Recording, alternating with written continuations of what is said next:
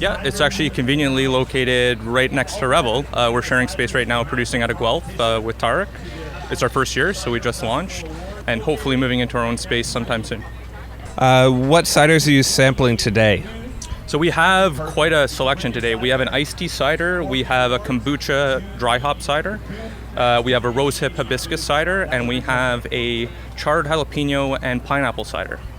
Tell me about the Flagship and what got you into it and what that's all about. For sure. So our whole thing is kind of going back to traditional dry cider, so getting away from a lot of additives and artificial flavorings and sweeteners. So it's probably one of the drier ciders you'd find on the market, very low in sugar, but that's how we like it. And that's kind of how we do most of our ciders.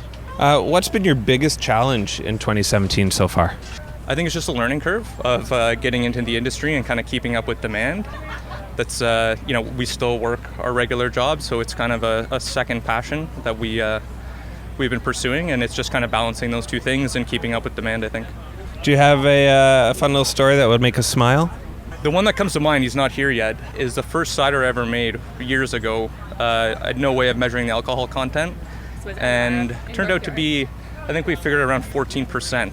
So I had a friend come over who's actually helping serve today, and he woke up the next morning after having probably about 3 or 4 glasses and just said he was dead. So I learned my lesson then that I need to be a little bit more scientific in creating cider. Hopefully there won't be any 13 or 14% ciders served here today, that's for sure. But hey, sounds like it could have been a pretty good night. Yeah, for sure, yeah. And Remembers. Rough morning. do you have anything exciting new coming up in the next little while you can speak about? Well, I think, the newest one that we just did is certainly the pineapple jalapeno cider. So that's definitely something that I'm actually doing some deliveries today to her father's cider bar of it. And then as we get into the fall, I think to be continued, we're going to definitely do some things with some spices and kind of get into kind of the fall theme. And definitely we're going to be at Cast Days as well, so excited to come up with some creations for that as well.